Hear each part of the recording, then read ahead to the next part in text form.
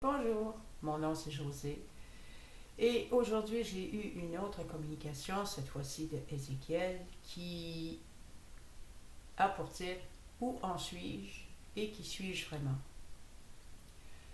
Bonjour José, Ézéchiel ici. Comme tu le sais, le monde change. Il avance sans savoir vraiment où aller.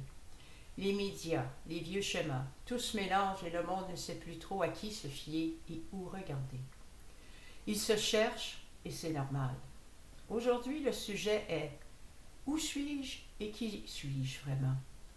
Autrefois, c'était facile. Tu étais de tes parents.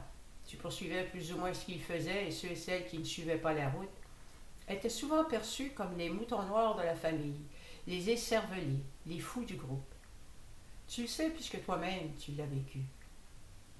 Tu as grandi et tu étais perçu différemment à cause de ta façon d'agir.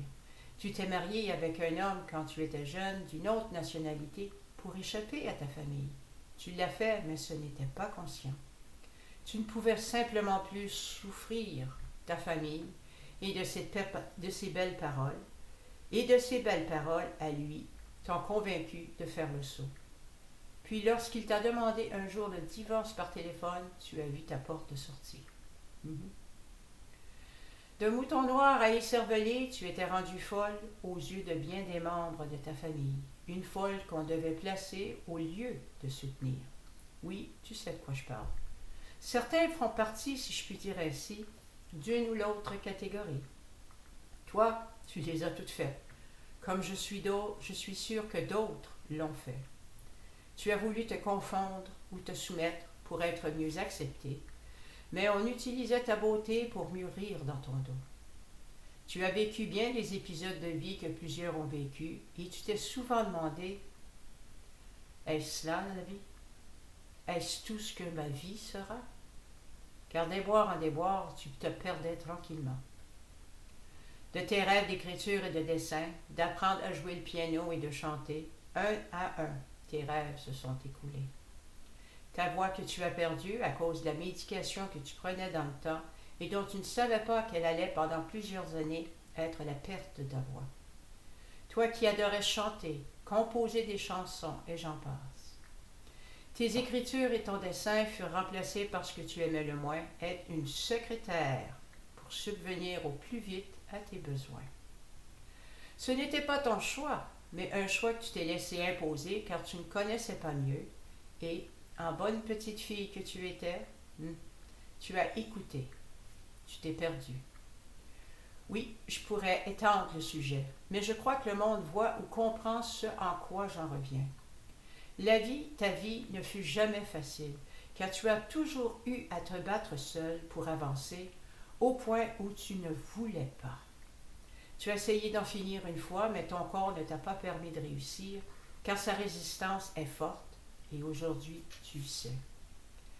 Tu voulais le refaire plusieurs années plus tard, mais tu ne l'as pas fait parce qu'à ce moment-là, tu avais un enfant en bas âge qui avait besoin de toi le plus au monde, car il se fiait sur toi pour avancer. Petite apostrophe, dans ce temps-là, j'étais une mère monoparentale. J'étais seule. On continue. Alors, j'étais rendue... Excusez, j'ai perdu. Tu sais qu'aujourd'hui, il n'aurait pas survécu si tu n'avais pas été là pour lui, sans qu'on rentre dans les détails, et aujourd'hui, tu sais le pourquoi. C'est parce que le monde a besoin d'entendre qu'ils ne sont pas les seuls à passer des épreuves qu'ils croient être au-dessus de leur force. Des épreuves qui coupent le souffle, qui peuvent baisser tes espoirs à zéro. Ces épreuves ne sont pas pour les briser, mais bien pour les renforcer, les préparer pour leur futur. Comment peux-tu comprendre quelqu'un qui a connu la misère si tu ne l'as pas vécue? Personne ne veut vivre la misère, la douleur et connaître la peur dans tous les sens du mot. Mais qu'on le sache ou non, il y a toujours une raison que l'on ne voit pas. Tu es resté pour qu'il vive, en parlant de mon garçon, mon fils, mais je sais que tu ne savais pas, car ton enfant n'avait que 4 ans dans le temps et qu'il t'a dévoilé plus tard, qu'il est resté car il aurait pu facilement partir, et ça tu le sais aujourd'hui. C'est lorsqu'il t'a regardé une fois sorti de l'urgence et en réhabilitation pour réapprendre à marcher, manger et même parler, il t'a dit « Maman, je suis resté pour toi. » Excusez, c'est émotionnel.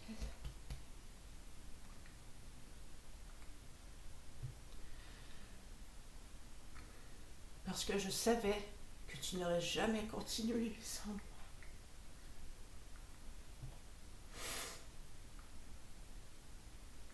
Tu avais besoin de moi. L'infirmière qui était tout près avec les larmes aux yeux, et toi-même tu pleurais, comme je suis sur le bord, car tu savais qu'il disait la vérité. C'est pour dire qu'il y a toujours une raison derrière chaque épreuve que l'on vit. Ce n'est pas toujours voyable ou évident sur le coup. Ce n'est qu'avec le temps que ces petites ou grandes découvertes se font. S'il n'avait pas été dans ta vie, bien qu'il t'ait causé bien de la misère avec le temps, pour différentes raisons, tu ne serais pas ici en ce moment même, en train d'écrire ce que je te dis. Tu es ici parce que tu veux aider le monde afin qu'ils sachent qu'ils ne sont pas seuls. La question « Qui suis-je? Où suis-je? » a une profondeur plus grande une fois que tu regardes d'un peu plus près. Mais seulement, on ne se le permet pas au début, parce qu'on a peur de la réponse. Qui suis-je et où suis-je sont deux questions bien différentes aux réponses du temps. Qui suis-je? Au tout début, une aspirante à un avenir meilleur. Qui suis-je? Adolescente, seule. Qui suis-je? Une fois adulte, abandonnée, rejetée, et j'en passe. Qui suis-je? Une mère sans avenir, sans travail, sans espoir, avec un fils qui est devenu quadraplégique. Qui suis-je? Une mère rejetée, une simple épouse malade et sans but. Et qui suis-je aujourd'hui, José? Je vais te répondre. Une femme mature, une aînée au cœur tendre, remplie d'amour qui a su se reprendre en main et qui aujourd'hui chante à nouveau, profite et aime la vie. Une femme qui a recommencé à écrire, à s'écouter sans se laisser abattre par le monde qui voulait tout d'elle, mais aujourd'hui n'ont plus rien car tu te tiens sur tes deux pieds solides. Tu es un souffle de vie que plusieurs envient. Tu es l'espoir. Et tu sais que l'espoir est quelque chose qui est toujours en soi, même dans la noirceur la plus profonde de notre être. Et en chacun de nous vit cet espoir, même dans notre plus grand désespoir. C'est cette lumière que tu as en toi. Je ne parle pas de toi pour te vanter, mais pour montrer au monde que l'espoir existe, que l'espoir n'est pas juste espéré, mais acté. L'espoir seul s'évapore, mais en y faisant une petite action, même seulement un pas en avant, l'espoir grandit. Le découragement peut venir parce qu'on trouve que rien ne change assez vite, mais au lieu de se laisser emporter par celui-ci, tu te reprends, tu te relèves, tu retrousses tes manches et tu avances à nouveau un pas à la fois. Et ce qui en ressort tôt ou tard est la foi en soi, la confiance en soi, qui a toujours été là malgré la noirceur de la vie, la peur interne qui nous paralysait, qui grandit, tout doucement au point qu'à un certain moment donné, on regarde en arrière et on ne reconnaît plus cette personne, cette ombre qu'on était il n'y a pas si longtemps. Alors ma question pour tous, où en êtes-vous?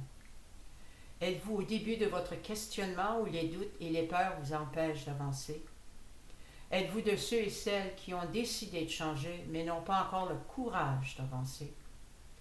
Êtes-vous de ceux et celles qui avancent mais dont personne ne voit les efforts? Si oui, vous êtes sur le bon chemin car très peu de gens vont le remarquer, en passant surtout au début. Et lorsque cela commencera à paraître, êtes-vous de ceux et celles qui persisteront malgré les moqueries, les rebuffades, l'abandon de certains et plusieurs personnes, ou persisterez-vous? Si oui, alors vous aurez accompli ce que très peu arrivent à faire, vivre. Vivre et surtout se forger une nouvelle vie.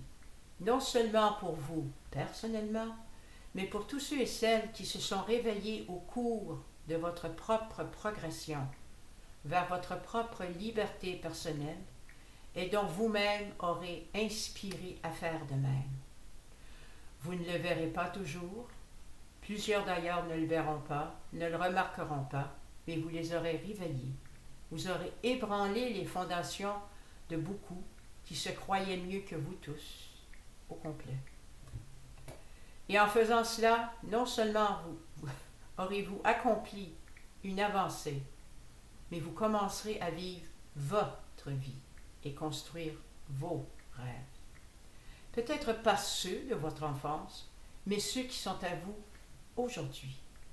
La vie offre des possibilités d'ouverture. Il suffit d'avoir non seulement les yeux ouverts, mais croire en ses propres possibilités. En se faisant confiance et en croyant en son propre potentiel, je vous dis merci. Merci de votre écoute. Merci José de m'avoir permis de parler aussi ouvertement envers toi. Je vous souhaite à tous une bonne et belle journée. Avec amour, Ézéchiel. Oui, Ézéchiel, c'est un autre de mes guides qui me parle, semblable et différemment de Josuel. Mais ils sont toutes les deux là pour moi et ils me soutiennent beaucoup. Alors, j'espère que vous avez aimé. Moi, je vous le lis, puis je le relis. Et puis, ça m'émerveille tout le temps de voir l'avancement que moi-même j'ai fait parce que bien souvent, on avance, puis on ne remarque pas les pas. On ne remarque pas les pas qu'on a faits. Du moment où on est parti au moment où on est rendu aujourd'hui. Alors, si j'étais vous, je commencerais à regarder où vous êtes parti et où vous êtes rendu aujourd'hui. Alors aujourd'hui, je vous souhaite une bonne journée. Il fait très beau, il fait très chaud même. Et puis, je vous aime tous. Bye bye.